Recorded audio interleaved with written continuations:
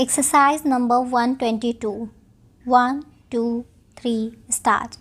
We should neither accept any theories nor adopt any views, however voluble the advocates of such may be, except we are convinced that they are authorized and have been tested and attested by those upon whose veracity we can rely, or unless our reason approves of them and we have ample proof that though they may have some defects, their adoption will be valuable to us in the main, that we may employ them to the benefit of ourselves and others, and that they will be readily recalled on occasions of necessity. Stop. No matter how opposite the arguments may appear which are adduced to move us from an opposite opinion, we should be as adamant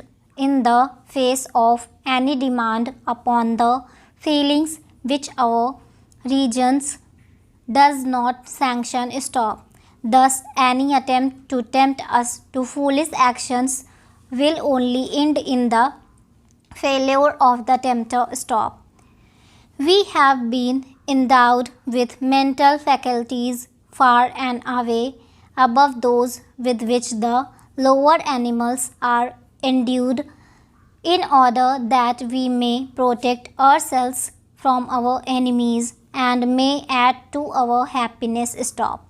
It is a fact, however, that such is the effect of persuasion upon some persons of weak will that they become as mere wax in the hands of those who would lure them to ruin.